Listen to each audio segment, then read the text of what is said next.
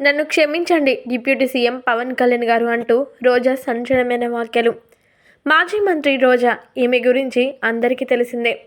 ఆమె మాత్రం ఎప్పటికప్పుడు తన ఆలోచనలు మారుస్తూ పార్టీలు మారుస్తూ ఉంటుంది అంటూ ఎప్పటికప్పుడు ప్రతిపక్ష నాయకులు ఆమెపై విమర్శలు గుప్పిస్తూ ఉంటారు. అయినప్పటికీ రోజా మాత్రం తన ధైర్యాన్ని ఏమాత్రం కోల్పోకుండా ముందుకు అలాగే సాగిపోతూ ఉంటుంది. తన మాటలతో కానీ తన యొక్క చేష్టలతో కానీ ఎక్కడ జనుకున్నట్టు కనిపించదు. అయితే మరి అలాంటి రోజా ఇప్పుడు మాత్రం ఏకంగా నన్ను క్షమించండి అంటూ పవన్ కళ్యాణ్ గారిని వేడుకుంటుందట. అదేంటి, రోజా ఎప్పటికప్పుడు పవర్ స్టార్ పవన్ కళ్యాణ్ గారిపై విమర్శల వర్షాన్ని కురిపించడం మాత్రమే కాకుండా తనపై ఎప్పుడు విభేదాలు రావడానికి మాత్రమే ప్రయత్నాలు చేస్తుంది కదా. మరి అలాంటి రోజా ఇప్పుడు ఉన్నట్టుండి ఆయన్ని క్షమించండి అని అడగడం ఏంటి అంటూ అందరూ ఆలోచనలు పడ్డారట.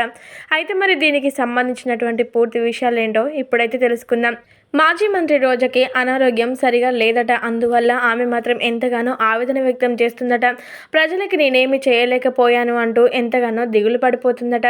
ఈ నేపథ్యంలోనే ఉన్నట్టుండి రోజా వీడియో ద్వారా పవర్ స్టార్ పవన్ కళ్యాణ్ గారిని క్షమించండి అంటూ అడిగిందట. ఆమె మాట్లాడుతూ, నన్ను క్షమించండి డిప్యూటీ సీఎం పవన్ కళ్యాణ్ గారు. నేను మీపై ఎన్నో విమర్శలు దాడి చేశాను, ఎంతగానో అపోహాలు తీసుకువచ్చాను. అయినప్పటికీ మీరు మాత్రం ఎంతో అంకిత భావంతోనే ముందుకు వెళ్ళారు. మీ యొక్క ధైర్య సాహసాలకి నేను చాలా ఫిదా అయిపోయాను.